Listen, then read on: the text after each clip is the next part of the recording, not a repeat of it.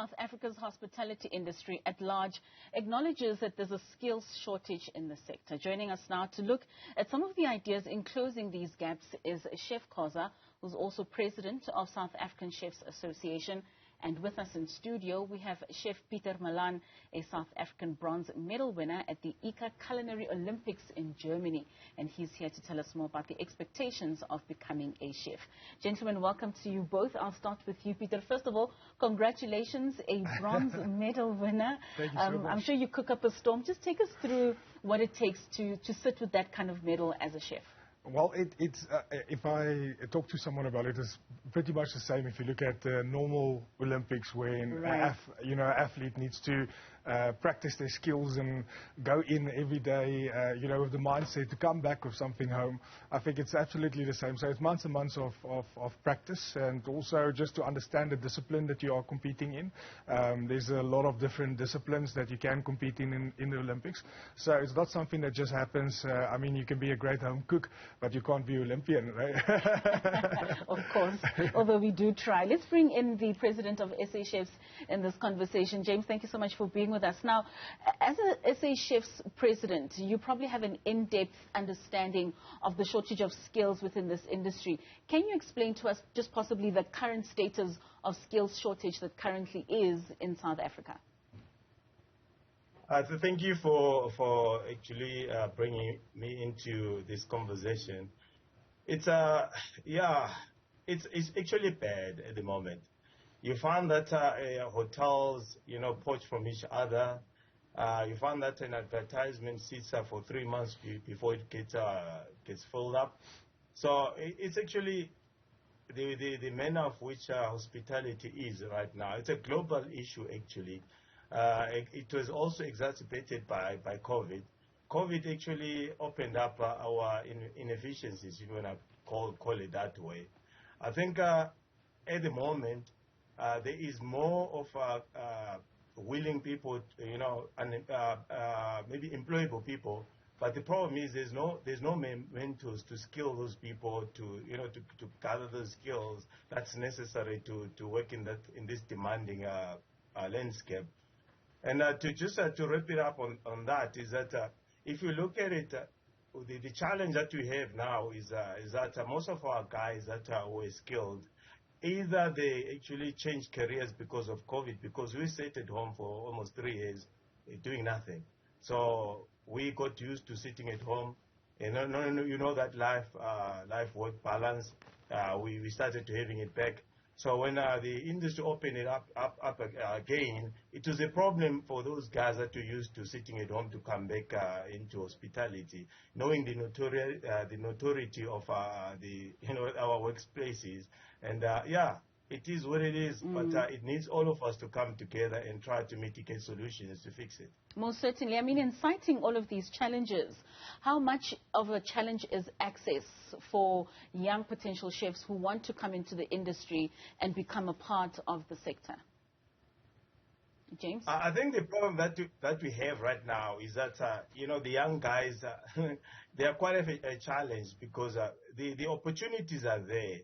But unfortunately, the stigma associated with hospitality is quite bad. Like I actually said earlier, that the environment is quite intense and it demands a lot emotionally from you. And also it's taxing, or the hours that sometimes somebody has to put through. And lastly, it's the compensation part of it. We have a low wage problem within the industry. And you find that most of our chef graduates come into the industry. Yes, they are well schooled, but unfortunately, when they get to industry, they find that it's not what they actually anticipated it to be. So we lose these guys to, as I said, it's a global phenomenon. We lose them to Europe, to USA, to Asia because of the rand versus euro versus dollar problem that we're suffering right now. It's a huge brain drain that we have from the young guys that we have. Pieter, is that the situation for you in terms of accessing the industry? I mean, of course, you are now a very trained chef, an Olympian, as you say, but in terms of getting jobs and having access into now starting up, were you did you come across such challenges? There's two I think there's two parts of the story. Like, for instance, where I am now, I'm in a fortunate position, but it didn't come overnight. Yes. You know, it takes years and years to get to a position where you can actually, you know, apply for certain jobs that is a livable wage. And that's I think the positive thing about young chefs, you know, watching the program today, is that you eventually do get to a point where you can, you know, look after your family and you can, you know, you can survive. But to get to that point, you know, it's many years of sacrifice, long hours, long time that you need to put in. And unfortunately, like any good thing, it takes time to get to that point. So where I sit now at this stage, I'm very fortunate to work in Ghana and you know, still be based in Africa. But the same problem is in Ghana. There is a skills problem, and I think we need to look at how we can collectively work on skills upliftment. And it's a big passion. I know Chef James from President's side, South African Chef Association, even the Ghana Chef Association, I think is one of the biggest drives is to work on the skills development and to make sure that we get the chefs and allow them to work through the process to get to the point where you are a sous chef, executive chef or group executive chef, where you actually do earn, you know, quite a bigger amount and you can look after your family. With Chef James speaking about the exodus of chefs, losing chefs to where they could earn the pound and the dollar. What led to you leaving South Africa and finding other opportunities on the continent? Well, for me, it was a pure, I think, career decision in terms of where I was just before I left the country, or when I took up the position in Ghana. I was my own boss, and I did radio and TV quite a lot, and I did a lot of food production and then catering on the side and consultancy work, and I wanted to get back in the game. I love being a chef, I love being in the kitchen, and that's a decision that I had to make. Am I going to be a businessman, or am I going to be a chef back in the kitchen? And that was personally the drive for me to take the position in Ghana, because where it was very lucrative in terms of the skills development process that is in there, and then also the hotels were looking for someone that actually wants to come and be adventurous and be a little bit of a risk taker. And that's what we did. I went in there, started studying West African cuisine. It's totally different from South African cuisine, and within a few months we achieved best African restaurant in the world. We're also best luxury innovative restaurant in the world, and that was just with, you know, someone actually buying into the local cuisine and showcasing it to the world. So it's possible all over Africa, and I would love to come back. My boys are here, my wife is here, my house is still in Nelspruit. Sure. Yeah. This Olympian, oh my goodness, no, that's a very beautiful story. Chef James, what, in your opinion, needs to do or happen in order for there to be collaborations amongst industries in order for us to be able to close that skills gap when it comes to chefs? My heart bleeds. You know, the problem is that we work in silos, and in this day and age where we have to come together and promote South Africa. You know, government goes out and spend millions in trying to market South Africa to Europe, Asia, to bring, the tourists here so that they can spend. And by spending, we also help to contribute to the GDP. So, but to find that private sector as well, what they're doing is they're doing it for themselves. There's no collaboration.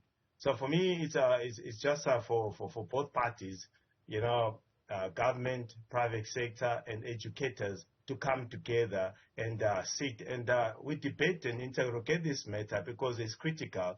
It started in 2010, and now, because of COVID, is bigger. So it's more than now that the time is now that you need to sit down around the table and find those solutions. There's, in other disciplines, you find that they're still practicing apprenticeships.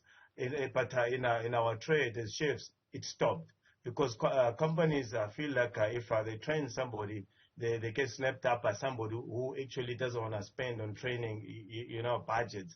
So it's becoming a problem that by doing that, we're doing a country a disservice, because when tourists come to this country, yes, we got good scenery, we got good wildlife, we got a beautiful country, but it's not all about that nowadays. It's about service, it's about value for money. So it needs those guys that are well skilled to service these guys when they're coming to South Africa and keep them, because patronage and return of these guys is important for our country in alleviating this problem of unemployment. So for me, we need to collaborate. We need to sit together.